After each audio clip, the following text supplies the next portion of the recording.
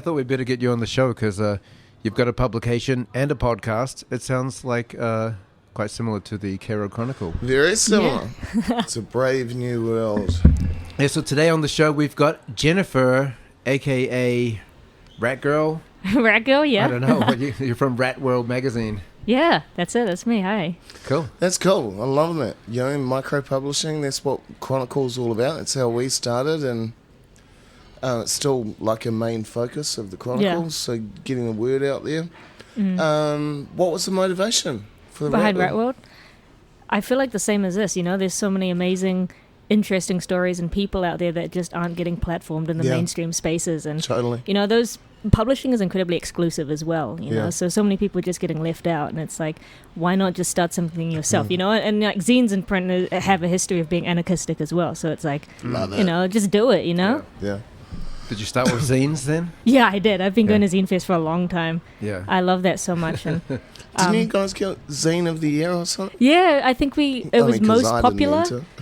Something most popular, but I was so stoked at that because we'd only just started back then. It was our second issue. I was like, what? For Rat World? Yeah, for Rat World issue 2. Rat World's not really a zine though, it's more of a magazine, right? Back then it was still like a saddle stitch, like just stapled zine. So after that we started getting more submissions that we could actually have a spine, which was nice. Hey, why don't you introduce yourself, Jennifer? So sorry, my name is Jennifer Cheuk. I am the editor and founder of Rat World magazine. I have Rat Chats, which is a podcast as well. And I do some writing and illustration in my own time. Cool. What's your background? How'd you get into this? Like, what'd you study? I've been around in arts for a long time, so I've been doing reviewing. Theatre reviewing is kind of my main thing. That's harder than you think. Yeah. When I first started, it took me a long time to write the reviews. Now I bang it out in like 24 hours, and you just know what to look for and what to see, but I'm so grateful to be able to go to these shows, and there's so many really beautiful local performances and performance art pieces going on. It's, you know, our scene of performance and theatre is fantastic, you know.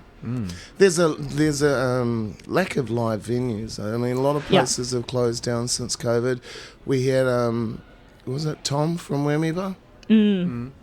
Yeah. You know, he was saying, you know, they've been fortunate to be supported by the community. Yeah. And that's really heartwarming that the community is rallying around. And I mean, it's expensive to produce these products. People don't realise. Speaking of which, if you do want to help us out, remember there's a Patreon link with exclusive content on there. Just a plug for that. But I mean, how much is it costing you to produce the Rat World?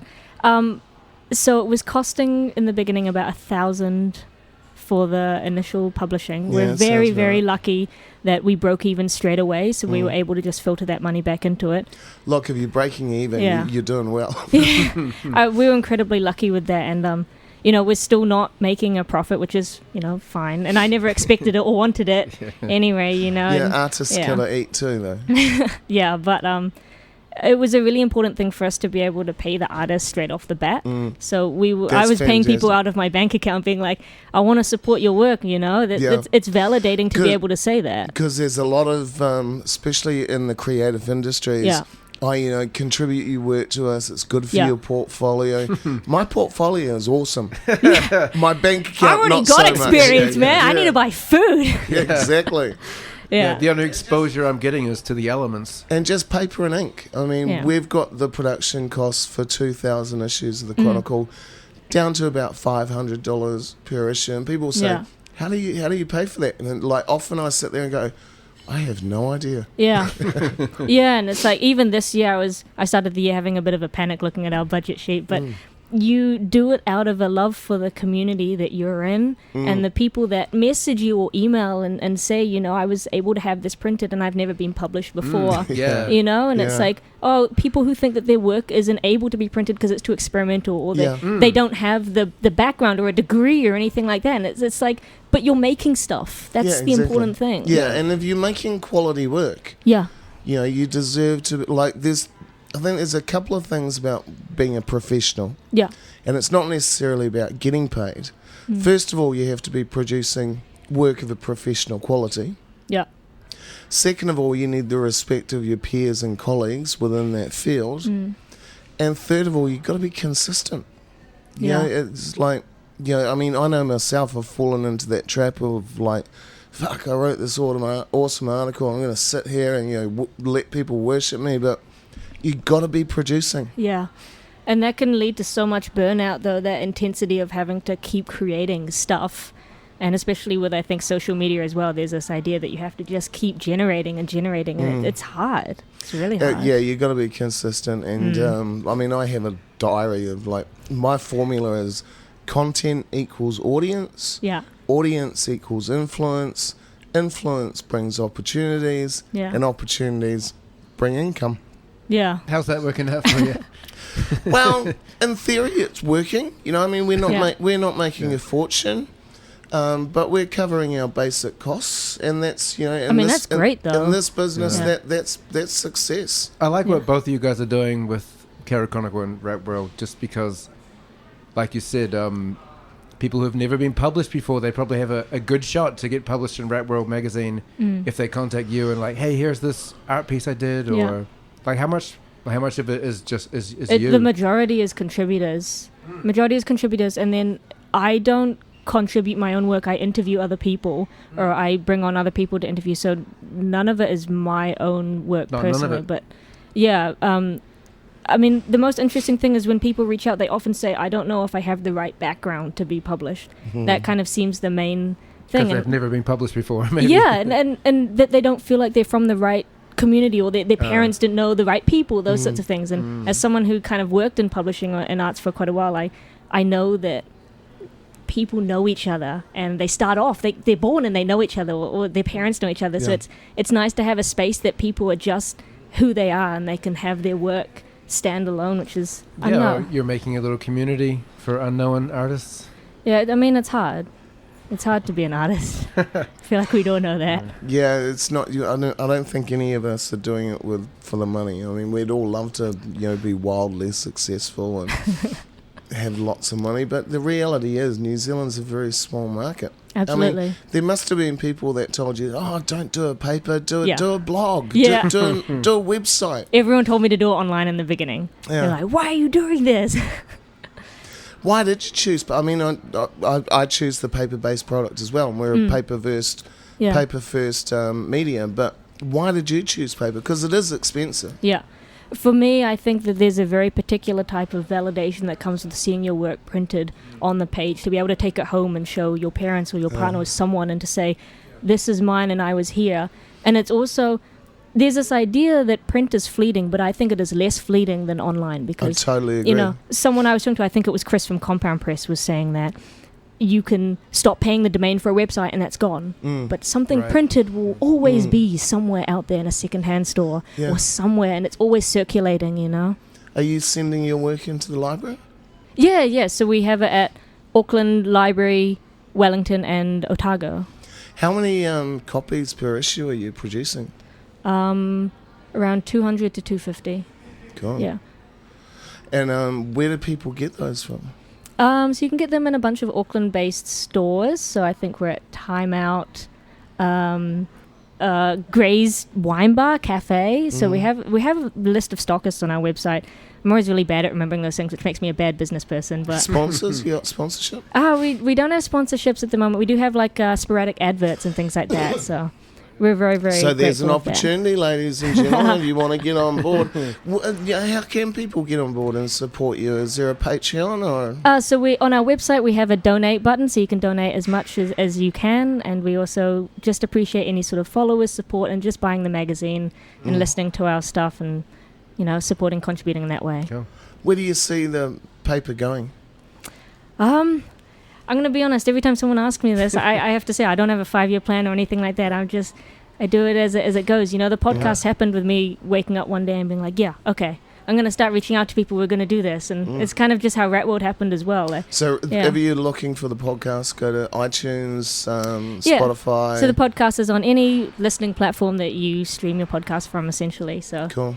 And it's just called Rat World. It's under the Basement Radio. So we're collaborating with Basement Theatre. So yeah, under Basement Radio, you'll have Rat Chats. Rat Chats. Cool. Yeah. Cool. Why did you call it Rat World, though, the publication? I really love rats, not in the necessarily animal way, but I like what they represent. You know, they're everywhere, and they're in cities, and there's just heaps of them, and no one likes them, but they're there. They'll always be there, and I love that, you know. You know what I found interesting when I was on the street and I'd watch the rats, and I was thinking, where would we be without these rats eating all our throwaway food and all the carrion that dies around? You know, they actually play a really important role in the whole ecosystem.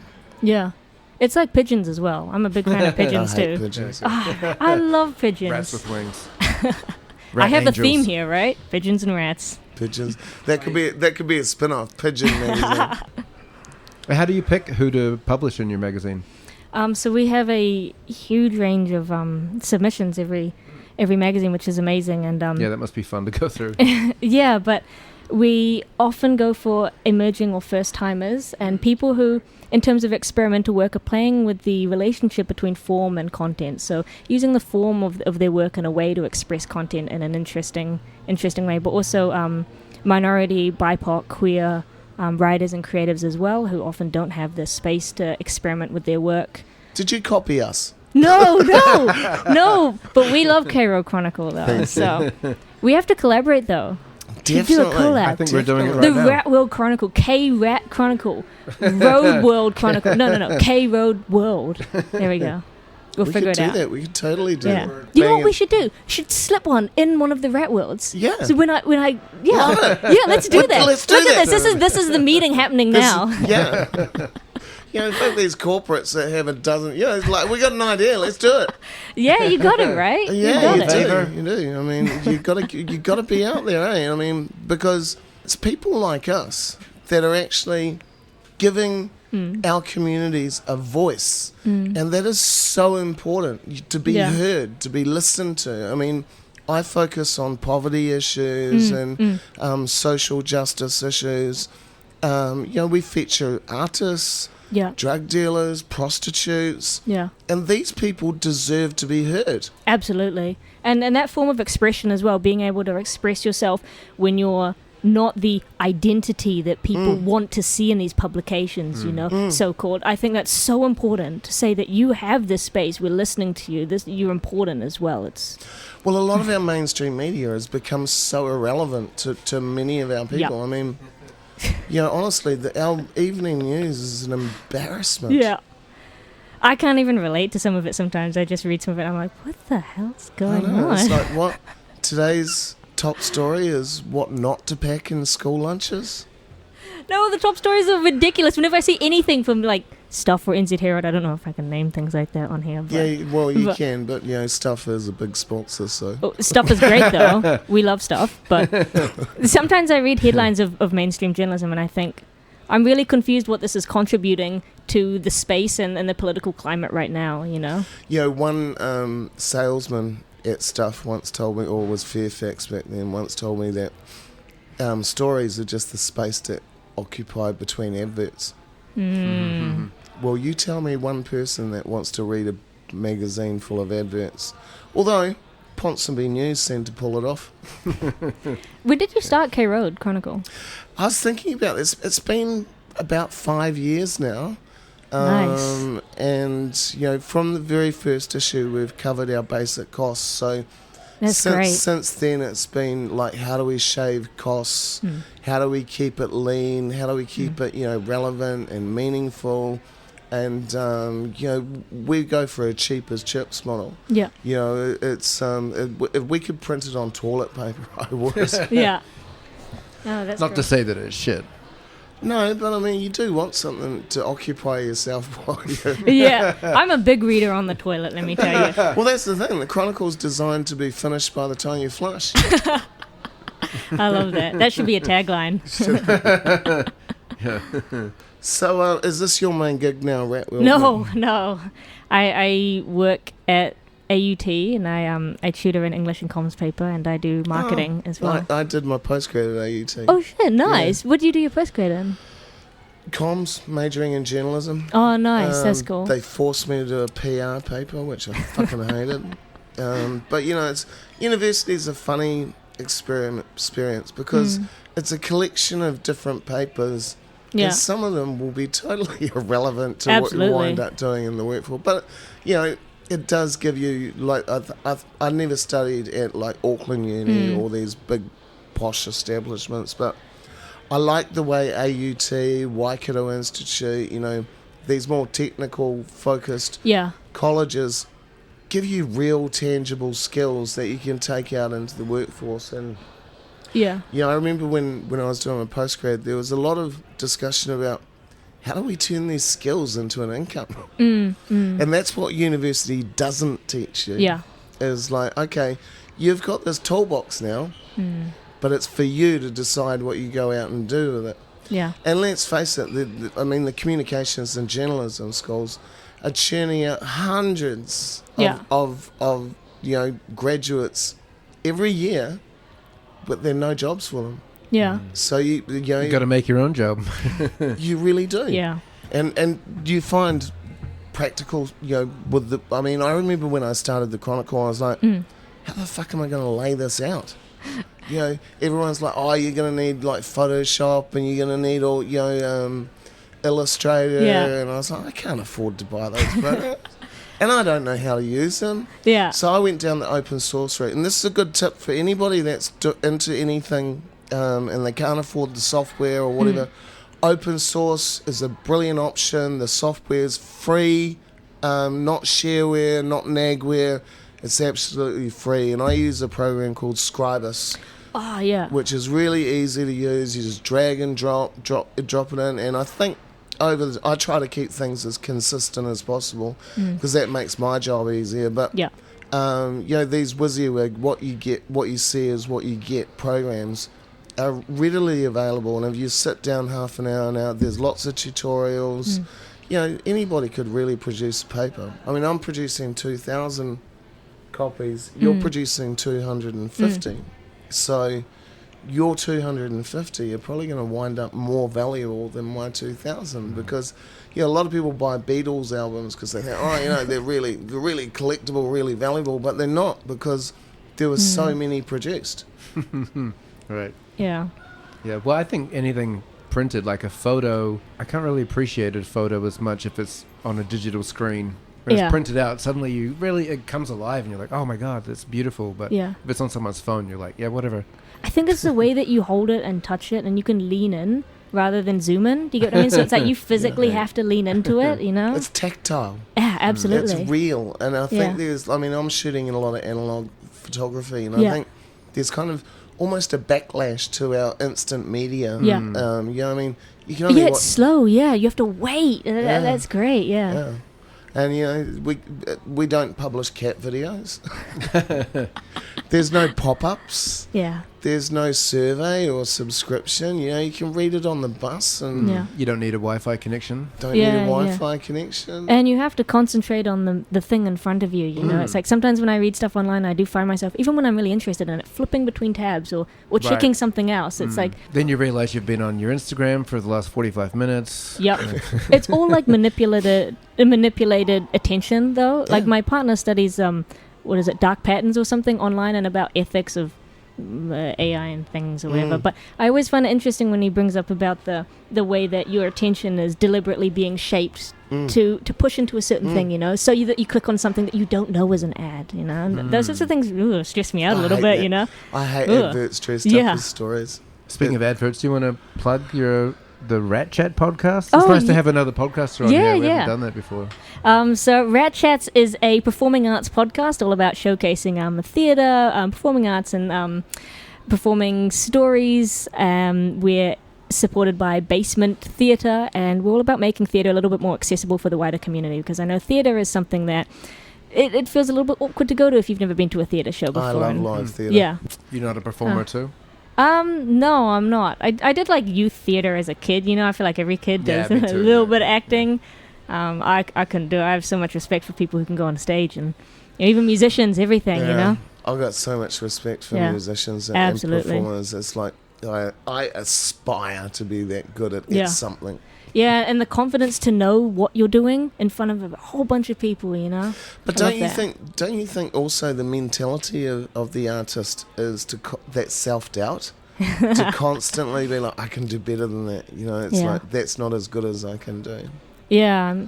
Do you struggle with any sort of imposter syndrome about? Yeah. Yeah.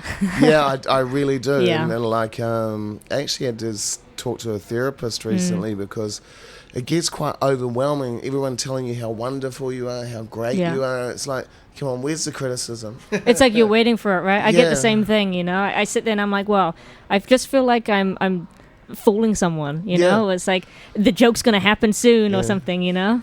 Well, what my therapist told me is like, you know, doing great work, you have to accept those compliments, and you know, the stuff we do is quite special, quite amazing. You're not even one can do it, but yeah, we've both obviously spent a long time studying our craft as well, and you know, we could both probably get good, well-paid jobs in PR or commercial communications, and what do we do instead? We try to save the world. I mean, I would prefer this. Yeah. I tell you what, Super in rats. another lifetime, I was worked in corporate communications. Oh, whoa. And I was earning big money, but man, I was miserable. I was really, you know, just, especially as a creative person, if you're not working with other creatives, it's just soul destroying. Yeah. Yeah, it's like, I worked with a lot of teachers that had PhDs, so they had doctorates in teaching.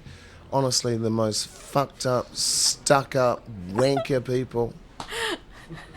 Part of my job was to take their like thesis and transform it into like usable language that people could understand and relate to. And they got so upset with me because I was dumbing down their work, and I was like, no, I'm making it more accessible to them. Yeah. Accessibility is such an, I don't know, interesting term in the academic space. You know? You know, so often bad ideas are hidden behind big words. Yep. You know, so... Yeah. You know, I mean, I think a lot of the time, when especially for me, when I'm writing work and creating work, it's like just taking away what's not the story. Yeah. You know, there's a great quote, I think it's in the Rambo movie, where the colonel goes, well, I didn't make you a soldier, I just took away the bits that weren't a soldier. And I think that's what we do as journalists, is we kind of take away what's not the story so people can understand and focus on what's relevant and meaningful. I mean, that's a great way to put it. So what's on the cards now? TV show? No, I'm just this year has been a year of making Rat World a bit more sustainable for us. You know, we really kind of slammed into it last year with the 4 issues, and so putting out 1 a quarter. So we're going to do 2 issues this year, and we have the podcast, and we have a lot of collaborations on the cards, and what we're doing is trying to make it just so that we can have those moments of break. There's 2 people behind the team, right? It's me and Eden. What I'm going to do now is I'm going to make a commitment on behalf of the Chronicle to collaborate with Rat World magazine. Absolutely. And, you know, make sure that our efforts are complementary. Should we shake hands? Do you want to shake hands on the podcast? We'll just... That's it. It's shaken. We'll catch up regularly and we'll say, what can we do to help each other this issue? Yeah. It is a lonely road, I think, being not only a creative, but in that facilitator space as well, where you're working with other people and you have the duty to make sure that the ideas are shown in a way that is respectful to them, but, you know. Do you ever get people sending you work, then you read it and go, I can't publish this? I mean, we obviously get work that is not ready to be published, and that's why we always give feedback for work that we haven't chosen, because one of the main things that I found with literary mags, at least, is that you kind of keep submitting the same things, and you think, well, why am I not getting any better? And the main thing is that someone's not telling you, hey, here's a little bit of feedback for why we didn't choose this, you know? And it might not be that it was horrible, it's just a couple things to tweak, and that way you can help each other out like that. Yeah. I remember when I first met Dan, came up to me and gave me a poem, and it was like, I read it and I was like, I can't publish this. This is like a list of people you hate. Yeah. But subsequently, I didn't get any. No, I emailed it to you and I got no feedback. I saw you on the street and I was like, did you get that email I sent you of the poem? And you're like, yeah, I couldn't print that because I was afraid it's going to get done for libel. I was like, oh, fair enough. Yeah. But, you know, now Dan's not only a fan, he's a part of the crew. Yeah. You know, without Dan, I don't think the podcast would be happening. So it's great. So round of applause for Dan. Oh. Thank you. I take the compliment, and I'm ready for the criticism. What's next for K-Road Chronicle? Well, we got the new TV show coming out this month, so we just wrapped that. And Season 3? Season 3. There's talk of season 4. God, that's exciting. It's exciting. It's good for my bank balance for a while. We're trying to increase production because at the moment we kind of average an issue every 2 months. But it'd be nice to do one every month at least. And ideally, I'd like to do 2 a month. But during Matariki, we're going to try and produce a special issue every day during the week of Matariki. We're just going to keep on. What? Every day? Every day. You're going to produce an issue every day? Won't be the full issue. For the whole, was it 9 days of Matariki? 9 days of Matariki, we'll do an issue every day. It might be a smaller issue, but we'll go. We'll try. That's boss. Yeah, we got Sarah on board, our little intern, so that's cool. we're going to put her to work. And we'll have to reach out to people, try and get people's contributions. Yeah, people better, send stuff in if you need 9 issues. Yeah, send stuff in, please. Send it to me at sister6@gmail.com. That's SISTARSIX@gmail. Or submit to Rat World Magazine. Oh, yeah, I was going to say our issue 6 submissions are open. Yeah. And we're particularly on the lookout for more visual arts work. We have heaps of awesome writing, but we really want some photography? Comics, photography, pottery, design, sculpture, anything. So fantastic. Yeah. How do they contact you? So send us an email at hello@ratworldmag.com, or you can just DM us on any of our socials. The editor, am in charge of all the socials, so you'll get a hold of me. Actually, when you're asking what we're planning next, I would really like to go into doing a publishing company, a little bit of an indie publishing thing. We're working with a couple of people under the wraps now, but to publish 2 graphic novels, because I'm very big on the visual narrative medium. And I think we don't have enough love for how awesome visual narrative and graphic novels can be. You know? Oh, graphic novels are fantastic, especially if you're not a strong reader. They really engage you. Yeah. I know when, my daughter was learning to read and she was struggling, so I bought her comic books, got her the Wonder Woman comic books, and the Batmans and the Spider Woman, and that really engaged her, and she just went ahead and leaps and bounds after that. And you know what? Graphic novels for children are really great with learning inference and empathy, because you have those gaps between the panels in which you have to figure out what goes on in between, right? So then it ends up being so great for their language development and that sort of stuff, because you got to make up the story in your head, those little parts. I just love graphic novels. I love them too. Yeah. Hey, look, it's been an absolute pleasure, and I just feel like I'm love connecting with you. Yeah, you too. And we're gonna work together in the future. Absolutely. So just parting words. Thank you for having me. You know what? I just love talking with other people who are just as passionate about print and supporting the community and supporting different voices and stories. We just need more of this. And if anyone listening, is this live? No. Okay. If there's anyone listening who wants to, chat about this, I'm sure that we're always happy to help. We love this. That's the thing, people think, like I had a friend recently that said, was thinking about starting up another K-Road publication. I was like, do it. Yeah. I'm not afraid of competition.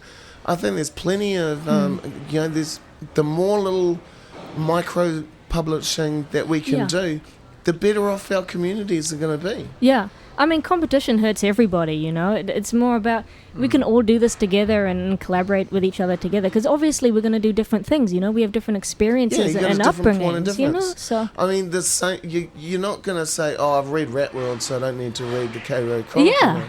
It's going to have different content. Absolutely, And, they're going to be highly collectible and valuable over time. And then we'll be rich. Well, yeah. You know what? I would love to make money, like lots and lots of money, and just give it to cool publications and stuff to do stuff, That would just be great. Yeah, have a huge pool of money. Fund, Like a philanthropic fund. Yeah. That can fund journalism training. Yeah. And independent publishing. That would be great. I think we can get there. Yeah, I think we can. And I think people have got to realise that there's a cost to production. Yeah.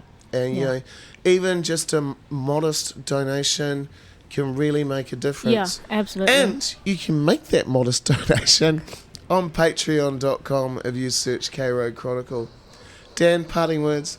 Thank you, Jennifer, for coming and talking to us. It's been a pleasure. Thank you. Thank you, Jennifer. I can't wait to do collabs. Absolutely. And thank you to our sponsors, White Lady, Saloon Bar, Art Shows, K-Road Business Association, the Methodist Church, although we are not religiously aligned in any way. Anyone else, Dan? Let me look in the paper. Who else we got? First Thursdays, or is that the K-Road That's Business? K-Road Business Association. Anyway, thank you very much. Salt and batter. Well, they just closed down. So, Okay. so yeah, that's not a good... Didn't help, did it? Didn't help. All right, thanks very much, Jennifer. Thank you. Thank you, my co-host, Dan, and thank you, everybody, for tuning in. Share the love, click the link. If you like what we're doing, please give us a review, because it really does make a difference. Thank you. Yep. Bye. Bye.